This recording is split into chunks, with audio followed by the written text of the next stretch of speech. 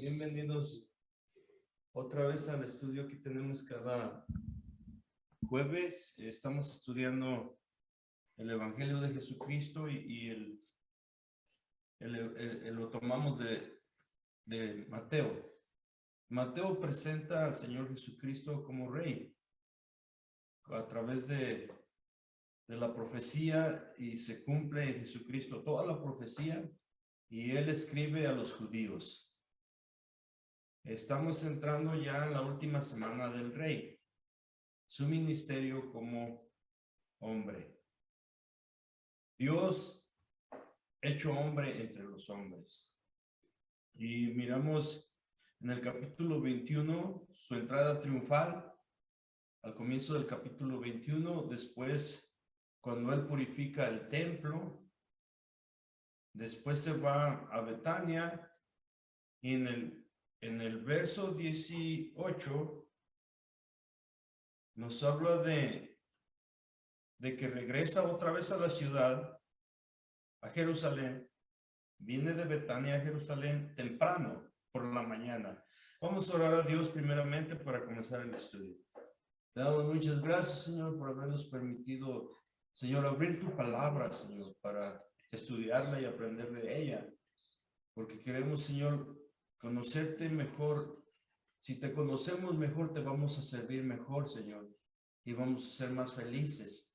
Nos vamos a llenar de tu espíritu, de tu presencia, y nuestra vida va a estar rica, Señor. En este momento, Señor, toma este tiempo y tú enséñanos, tú instrúyenos, tú háblanos por tu palabra, por medio de tu palabra. En el nombre de Jesús, amén. El Señor Jesucristo siempre, muy temprano, Él se levantaba, tenía la costumbre de levantarse temprano porque tenía una agenda muy ocupada todos los días.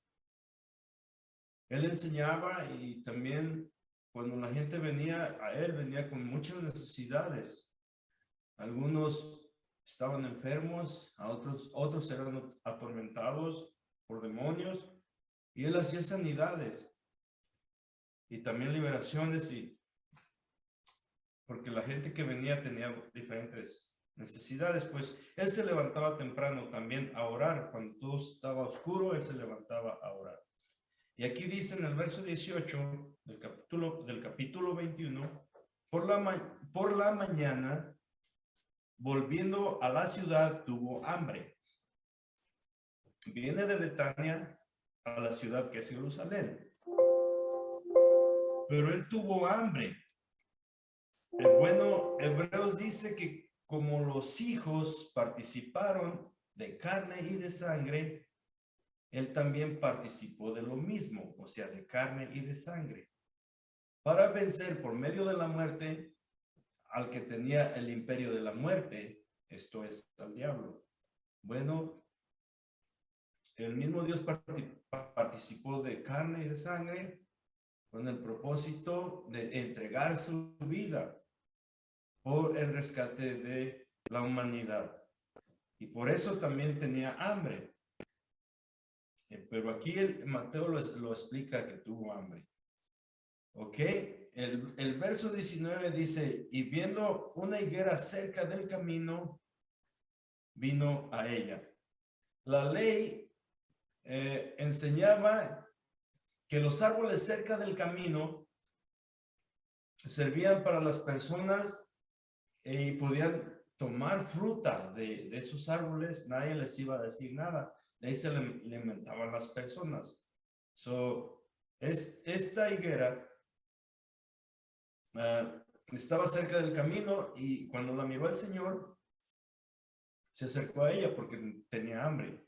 También la ley decía que cualquier persona que tuviera un campo y otra persona podía entrar a ese campo y con sus manos tomar fruto de ese campo, pero no podía usar alguna rozadera, o sea, un instrumento que sirve para arrancar aquella fruta o cosecha del campo y tomarla, sino que con sus manos, lo que pudiera él arrancar con sus manos, se lo podía comer y no se iba a meter en ningún problema. Nadie le iba a decir nada porque estaba escrito por la ley que con sus manos podía tomar del fruto, pero no podía usar algún instrumento de cosecha, porque entonces sí, ahí ya estaba robando. Pero si era para saciar su hambre, nadie le tenía que decir algo. Bueno, el Señor dice, vino a ella y no halló nada en ella, sino hojas solamente. Mucho follaje en esta higuera, muy verde, pero nada de fruto. Aunque tenía una apariencia bonita, sana, muy verde sus hojas, pero era solamente hojas, no tenía fruto. Y le dijo, nunca jamás nazca de ti fruto. Aquí podemos mirar un milagro, o más bien una... ¿Me puede poner otra vez, hermano?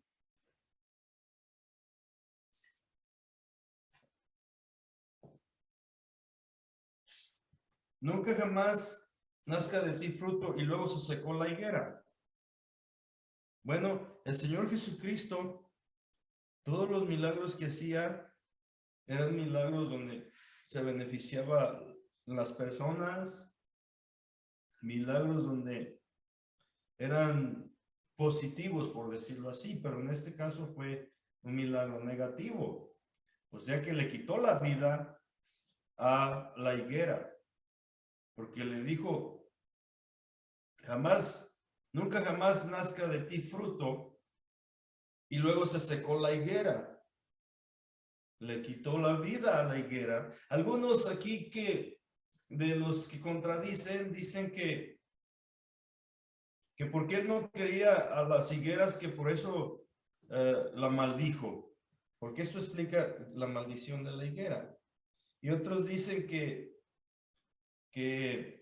como Dios, que siempre se describe como un Dios bueno, de milagros, de amor, cómo iba a maldecir a esta higuera y al último también quitarle la vida porque se secó. Pero lo que está haciendo el Señor aquí en esta enseñanza, es una enseñanza más bien, porque esto representa o ilustra más bien al pueblo de Israel. ¿Por qué? Porque ellos son muy religiosos. Tienen el culto, tenían el templo y todos los días tenían actividad en el templo. Siempre había los sacrificios y estaban con esa religiosidad, pero no tenían amor, ni al prójimo, ni a Dios tampoco, porque cuando uno ama al prójimo, ama a Dios. Como el mismo escritor dice, ¿cómo vas a amar a Dios y aborrecer a tu prójimo? Si no amas a tu prójimo que lo ves, ¿cómo vas a amar a Dios que no lo ves? Cuando nosotros amamos a nuestro prójimo, estamos amando a Dios. Pero podemos tener una apariencia de que somos muy santos o religiosos, pero nada más es una apariencia de piedad, porque los hechos demuestran otra cosa. Así era lo que estaba pasando con Israel en estos tiempos. Para ellos, el centro de la religión era precisamente la ciudad de Jerusalén, tanto religiosa como política también, pero religiosa porque allí en Jerusalén estaba el templo y ellos de continuo los sacrificios y las ofrendas. Y para hablar un poco del contexto, en lo que están sucediendo estas cosas, ellos están celebrando la primera de las fiestas más importantes del pueblo de Israel, que era la Pascua. Había 3 fiestas de peregrinaje cuando se habla de fiestas de peregrinaje, es que los judíos de cualquier parte donde ellos vivían, venían a Jerusalén porque así lo estableció la ley, que tenían que venir a celebrar estas 3 fiestas una vez al año. La primera, la Pascua; la segunda, los tabernáculos; y la tercera, Pentecostés. Había una actividad religiosa muy grande, muy fuerte, porque estaban celebrando judíos de todas partes del mundo conocido, venían y se reunían en la ciudad. Algunos escritores dicen que eran cerca de 2 millones, o sea que la concurrencia era muchísima. Pero todo eso lo hacían, hermanos, nada más por cumplir y por las tradiciones, pero no había ningún fruto en ellos. Como dice este Pablo, si yo hablase lenguas angelicales y tuviera fe para mover montañas y si diera mi vida y todo esto, pero si no tengo amor, de nada me sirve. Y así es. Nosotros, el fruto de un cristiano nacido de nuevo debe de ser el amor a su semejante. Con eso demostramos que amamos a Dios. Y el fruto de un cristiano es otro cristiano.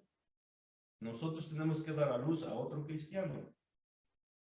Así como alguien nos invitó a nosotros a la iglesia, alguien nos habló del evangelio, nosotros debemos de hacer lo mismo. Bueno, es lo que está enseñando aquí en esta comparación. Pero, ¿qué dice? Nunca jamás nazca de ti fruto. ¿Por qué? Porque en el año 70, el centro de la religión de ellos fue destruido, el templo. Llegó el ejército romano con Tito, el gran general Vespasiano. Él tomó la ciudad y la incendió, destruyó el templo, lo quemó. Y desde el año 70 de esta era cristiana hasta el día de hoy, ya no tienen ellos templo. Ya no, se terminó el sacrificio, se terminó toda la actividad. En otras palabras, ya no hubo fruto, ya no hubo religiosidad como la tenían ellos en ese tiempo. Ellos quieren construir el tercer templo y sí lo van a construir porque la Biblia, la palabra de Dios dice que se va a construir el tercer templo, pero eso nos va a dar el inicio a la última profecía que viene siendo la tribulación y la gran tribulación. Pero antes de la tribulación y la gran tribulación, nosotros, la iglesia, vamos a ser levantados. Es la última dispensación. Y luego se secó la higuera. Viendo esto, los discípulos decían maravillados. Los discípulos, cuando miraron esto, se sorprendieron, se maravillaron y decían, ¿cómo es que se secó enseguida la higuera? Bueno, para mencionar un poquito nada más, Marcos dice que al día siguiente, y también dice que no era tiempo que las higueras dieran fruto, pero todo tiene una explicación al Evangelio de Marcos. Pero ahorita, como estamos en Mateo, nos vamos a quedar aquí en el Evangelio de Mateo. Pero el sinónimo en Marcos lo explica muy bien también y podemos tomar más información.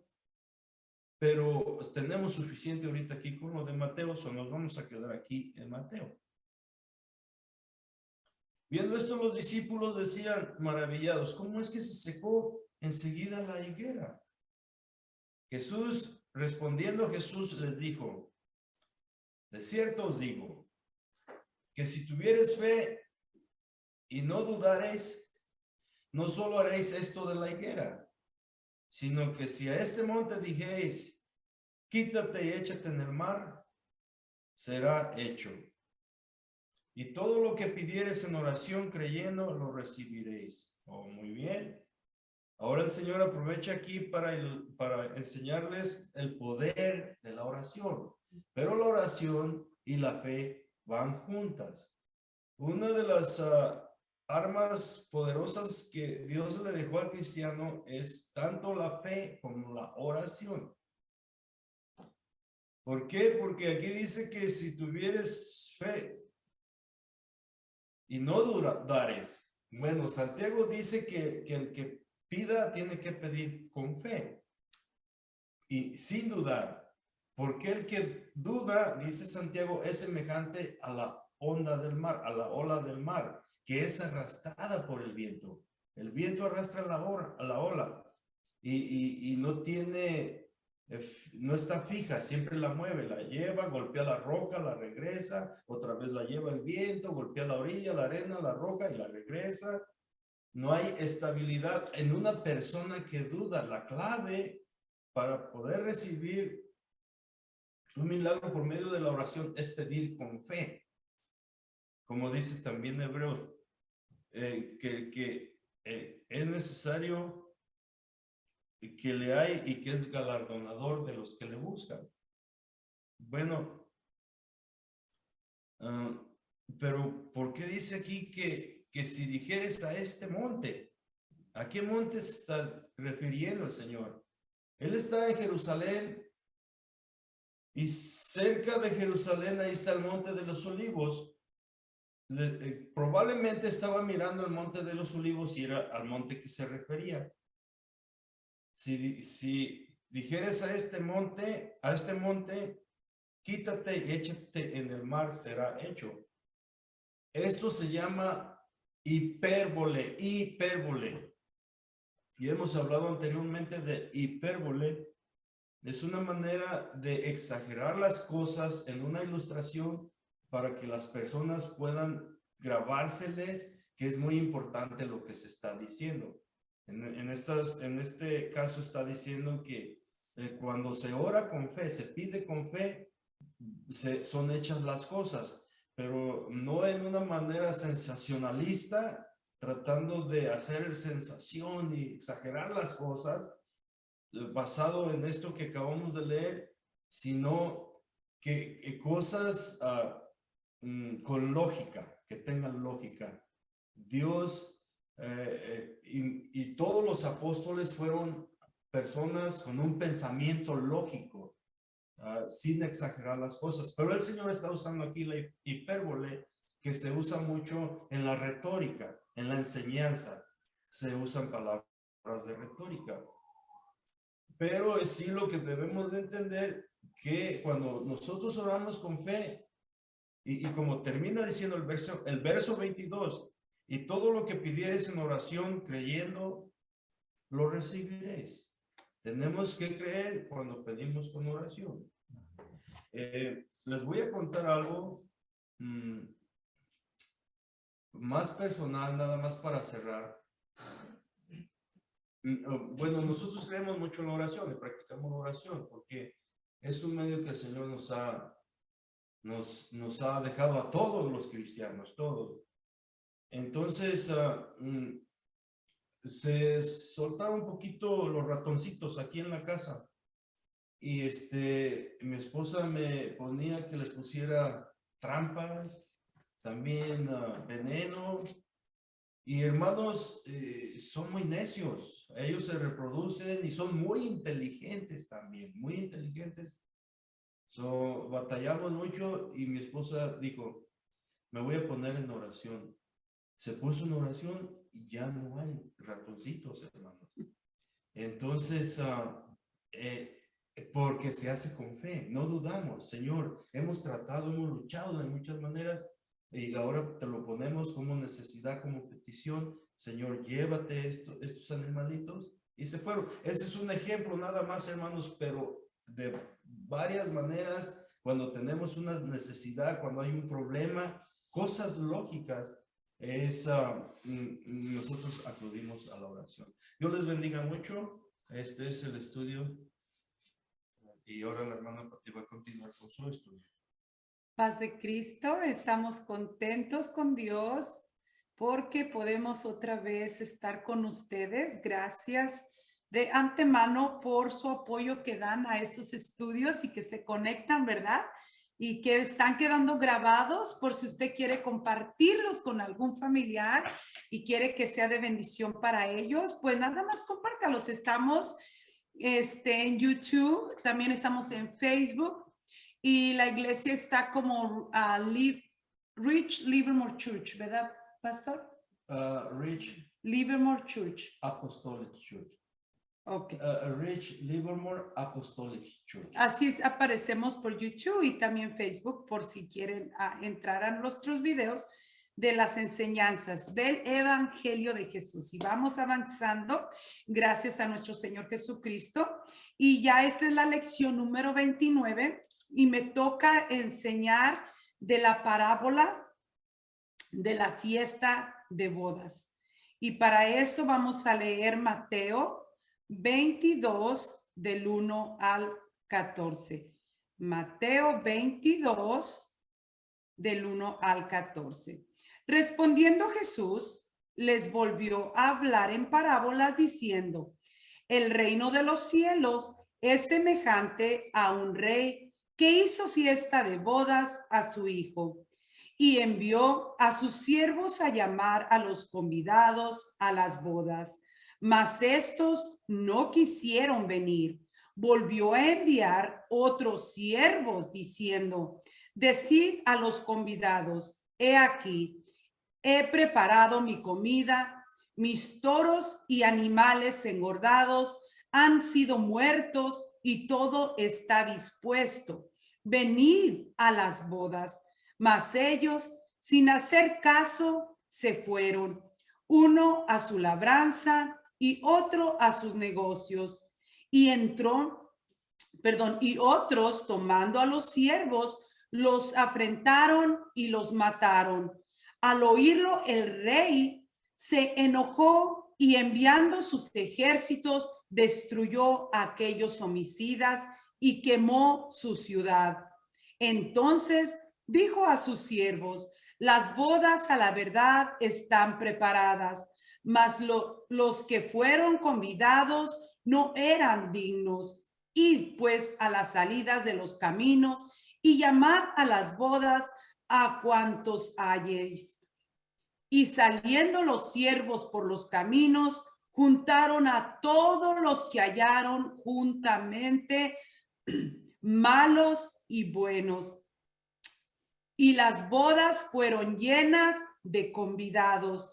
Y entró el rey para ver a los convidados y vio allí a un hombre que no estaba vestido de boda. Y le dijo, amigo, ¿cómo entraste aquí sin estar vestido de boda? Mas él enmudeció. Entonces el rey dijo a los que servían, atadle de pies y manos y echadle en las tinieblas de afuera. Ahí será el lloro y el crujir de dientes, porque muchos son llamados y pocos escogidos. Gloria el nombre de nuestro Señor Jesucristo. Bueno, pues entramos a la lección en el nombre de Jesucristo. Yo les había anunciado un poquito en uno de los videos que se quedó grabado en la parábola de Mateo, capítulo 20, ¿verdad? Ya les había dado yo esta enseñanza de los obreros de la viña y ahí lo vamos a encontrar en 21. Y la razón que digo es porque se asimila mucho a esta parábola que les voy a llevar a ustedes, pero el propósito de las parábolas son para la instrucción del oyente y nos enseñan a gobernar nuestras vidas. ¿Por qué? Porque la palabra parábola en hebreo significa gobierno o aquello que nos gobierna. Una parábola nos provee información.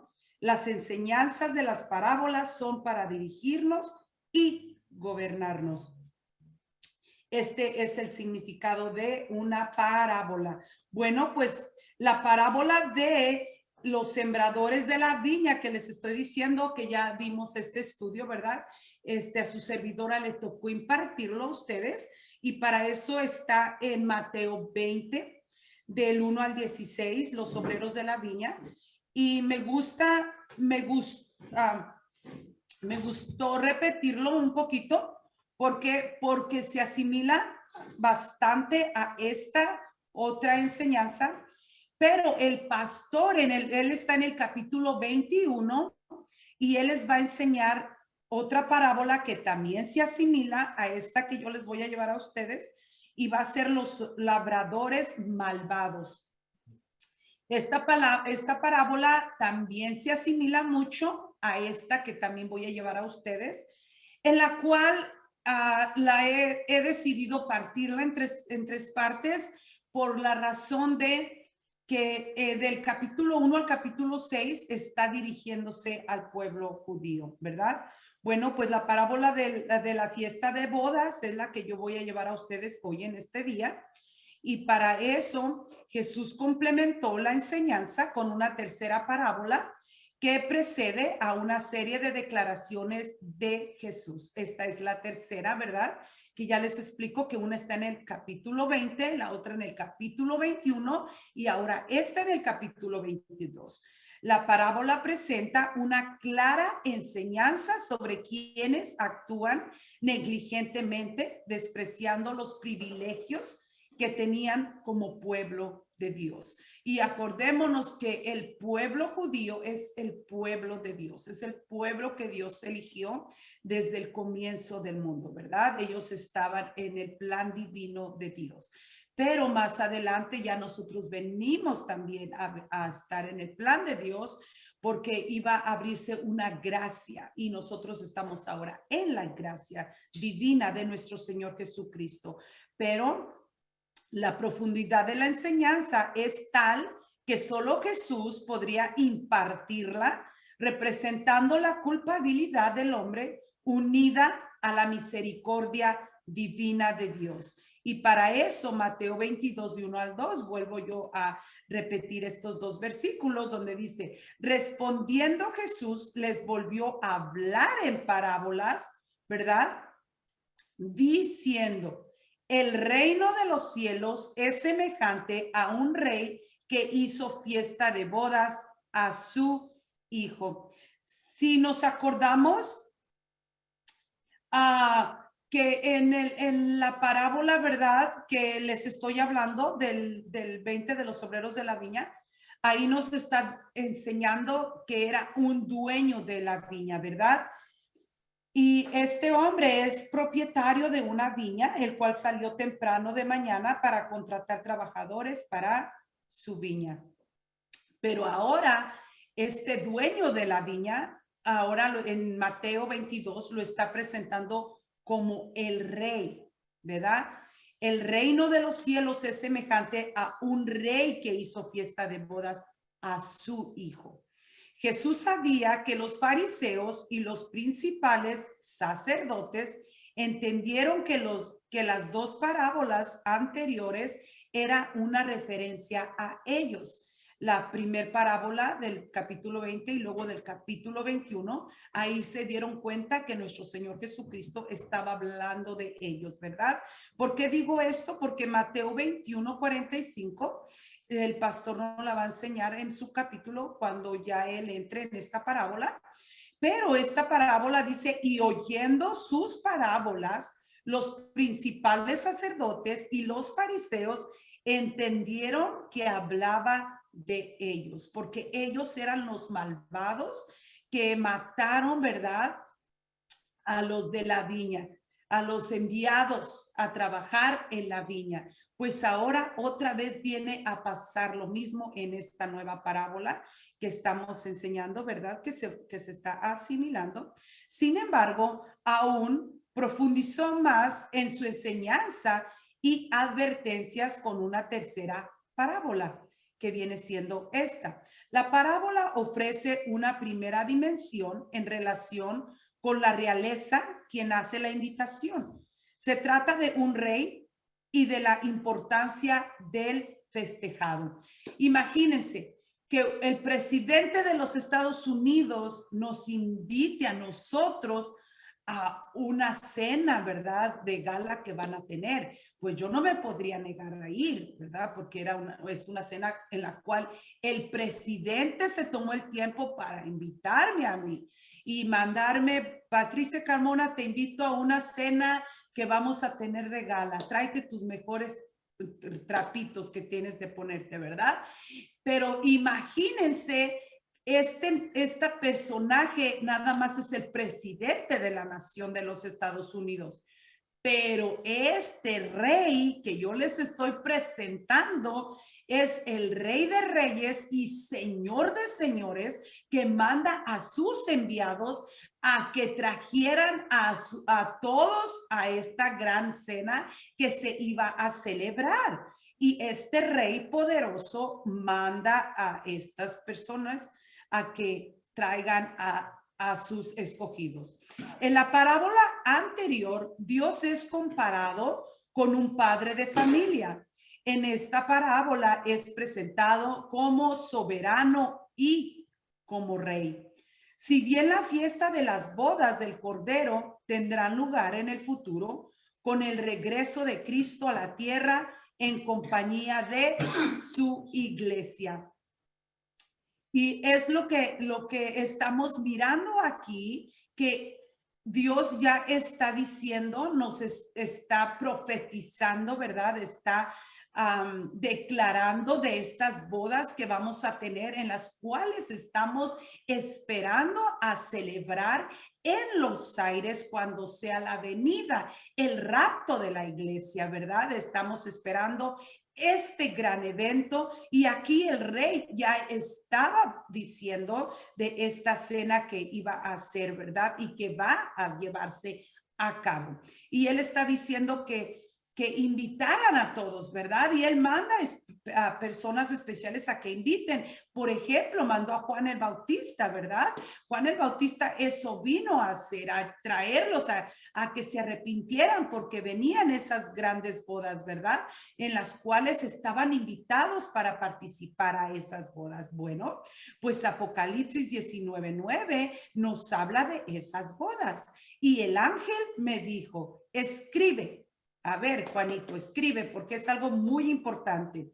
Bienaventurados los que son llamados a la cena de las bodas del Cordero. Bienaventurados. Imagínense si yo me sentiría privilegiada que el presidente de los Estados Unidos me invitara a la cena. Imagínense este gran rey que nos ha hecho la invitación a nosotros, que estemos en las bodas del Cordero para celebrarlas con él. Imagínense el gozo, el regocijo, la bendición que se siente en el espíritu, el hecho solamente de pensar que yo estoy invitada para celebrar esas bodas del Cordero. Y me dijo, estas son palabras verdaderas de Dios, que vamos a celebrar esta gran cena con nuestro Dios, con el Rey.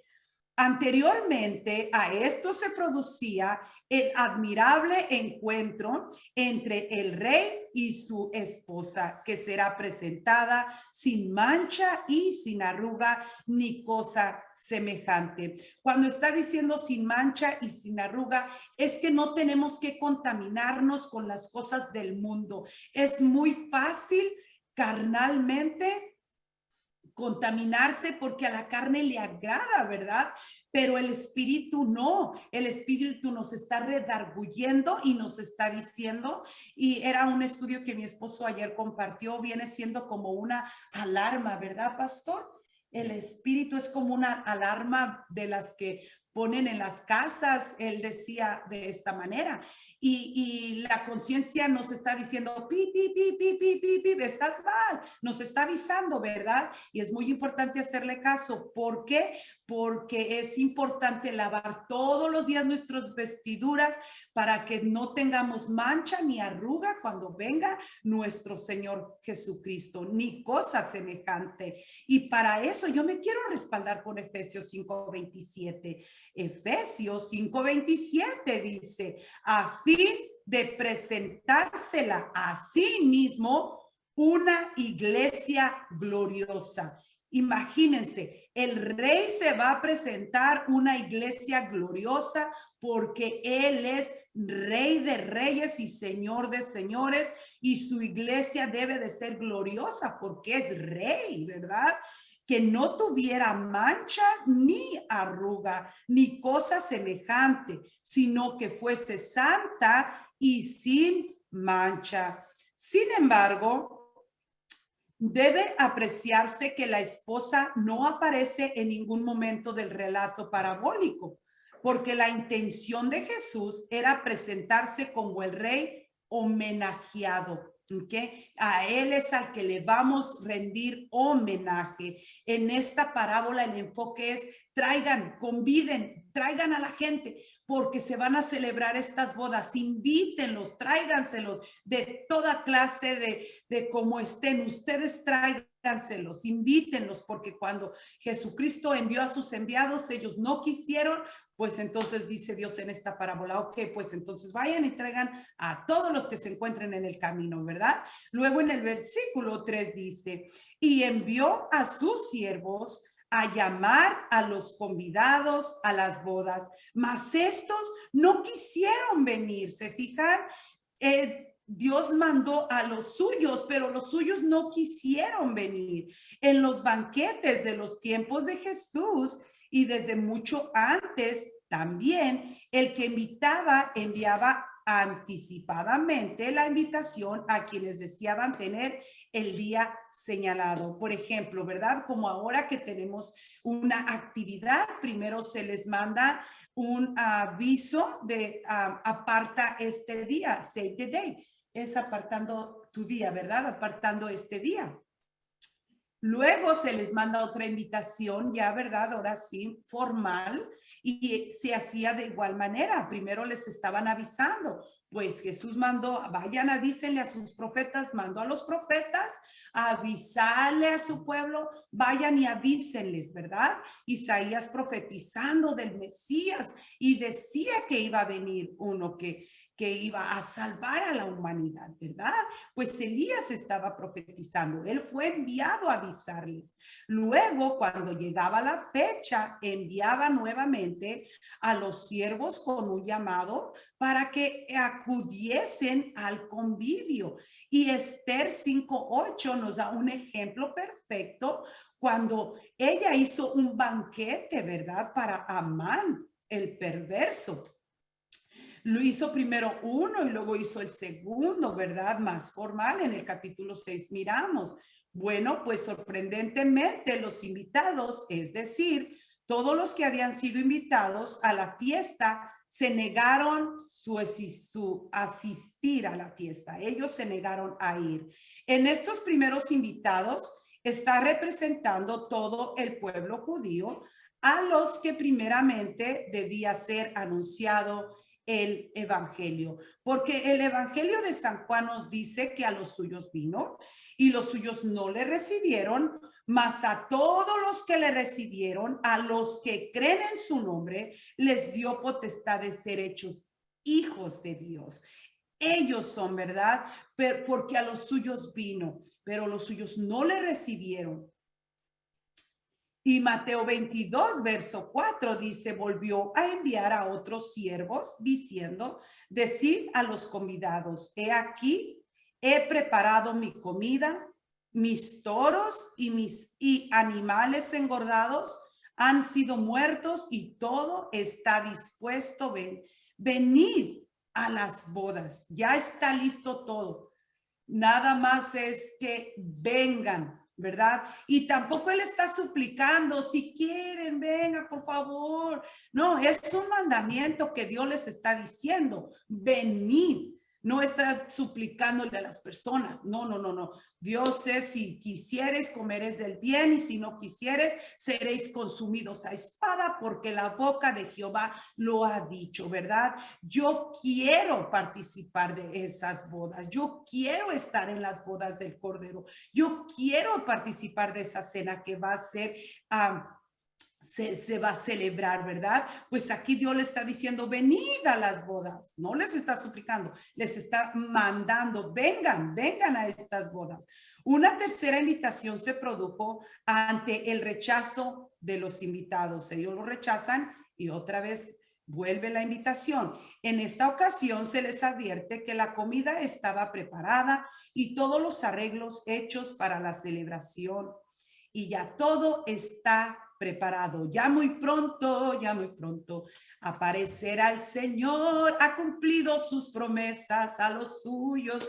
Ya va a llevarse, gloria a Dios. El rey pudo haber dejado a los invitados sin insistir más, pero la manifestación de la gracia es continua en la relación de Dios con su pueblo. Y estamos en la gracia en la cual Dios todavía sigue llamando, todavía sigue diciéndoles, vengan a esta cena que se va a celebrar, se va a llevar a cabo. Todavía estamos en el tiempo de la gracia, pero un día se va a terminar el tiempo de la gracia y vendrá el tiempo del juicio en el cual será juzgada toda la humanidad. Pero ahorita vengan todos a entrar a la puerta que se estrecha, porque grande es el camino que lleva a la perdición y angosta la puerta que nos lleva a la vida eterna. Pues Dios nos está haciendo invitación. Vengan, ahorita es el tiempo de entrar, ¿verdad? La realidad es que Dios preparará el banquete de salvación y comunión, y Dios mismo envía para convocar en él a los invitados.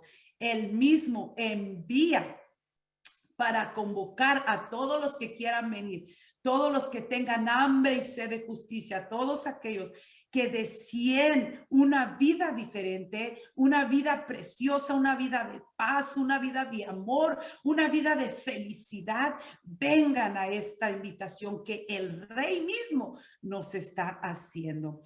Debemos tener en cuenta también que la invitación de Jesús les hace, no es un ruego, sino un mandamiento, porque les dice, venid a las bodas. Y en el versículo 5 dice, mas ellos, sin hacer caso, se fueron, uno a su labranza y otro a sus negocios.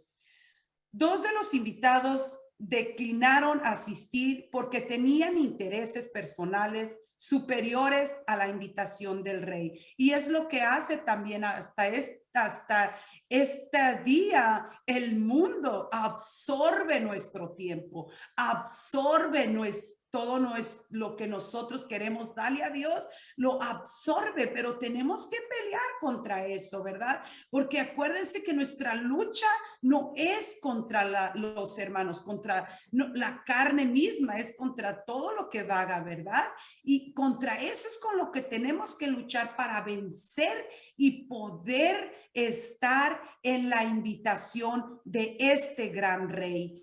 Estos menospreciaron al rey al rehusar la asistencia a causa de otros intereses personales. Es mucha falta de educación no ir a una fiesta en la cual tú has sido convidado, ¿verdad? Y era una falta de educación, es una falta de educación cuando hay una fiesta que la persona toma tiempo para estarla formando, ¿verdad? Para trabajar en esta fiesta, manda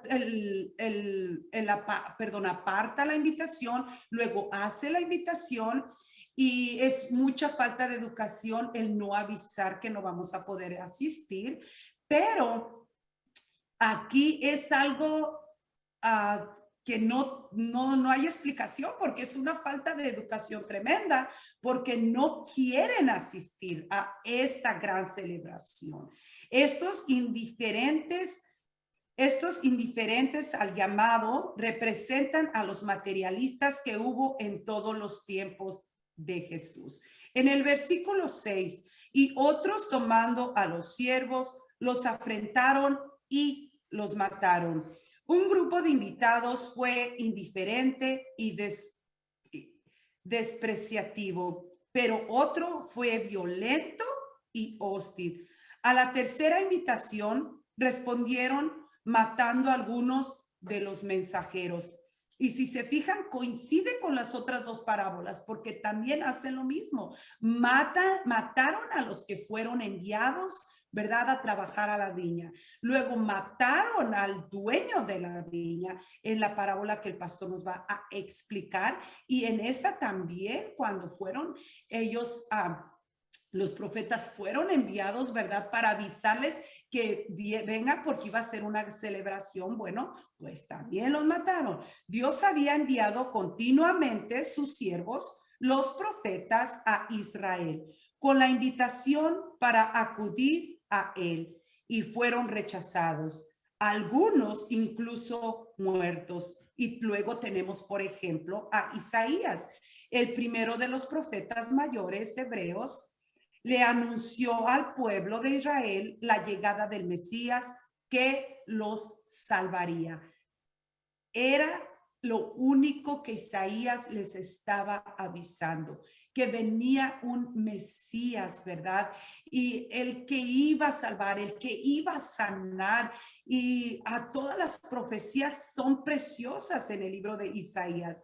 Bueno, pues Isaías fue martirizado por orden del rey Manasés, lo condenó a la más cruel de las muertes, su cuerpo fue cortado en 2 partes. Luego tenemos a Jeremías. Jeremías les llevó un mensaje de esperanza y salvación y fue asesinado a pedradas. Luego tenemos a Ezequiel, que les predicó la esperanza del tiempo mesiánico, y Ezequiel murió mártir también. Luego, también, si se fijan, tenemos también a Juan el Bautista también, que vino preparando el camino, ¿verdad? Y también él fue, no aceptaron nada de él y también lo mataron. Y también vino el hijo, vino el rey y también lo mataron. Cuando la palabra de Dios transmitida por ellos fue insoportable para aquellos que no amaban a Dios y despreciaban su gracia. De esta manera se habían comportado con los profetas a lo largo de la historia. Y concluimos con Juan el Bautista, a quien habían despreciado y también matado, especialmente los líderes de la nación. La realidad de la gracia supera en todo a la ilustración de la parábola. Aún después de la muerte de Jesús, Dios dio y sigue dando oportunidad a Israel para la conversión. Y no nomás a Israel, a toda la humanidad, a todos los gentiles, a todos cuanto el Señor Jesucristo llamare, a judíos, a no judíos, a griegos, a no griegos, a todos. Ahorita estamos en la gracia del Rey. Bueno, pues la invitación es que vengan a esta gran invitación que nos está haciendo el Rey. Y me quedé en el versículo 6, luego me voy a ir al 7, porque va a venir juicio, ¿verdad? Bueno, pues el pastor nos va a despedir con una oración. Mis deseos es que Dios les bendiga y el pastor con nosotros. Amén. Gracias, hermana.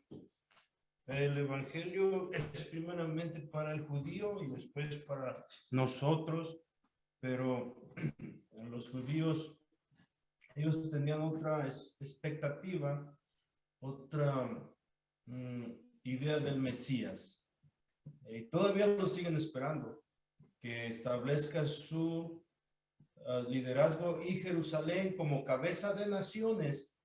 Bueno, sí va a pasar, pero cuando Él venga, su segunda venida, muy bonita la enseñanza, la parábola y la invitación. Hoy es el día de salvación. Te damos gracias, Señor, porque eres bueno y tu misericordia es para siempre, Señor. Vamos caminando, renglón tras renglón, línea tras línea, precepto tras precepto, Señor, conociéndote más, Señor. Vamos caminando y conociéndote.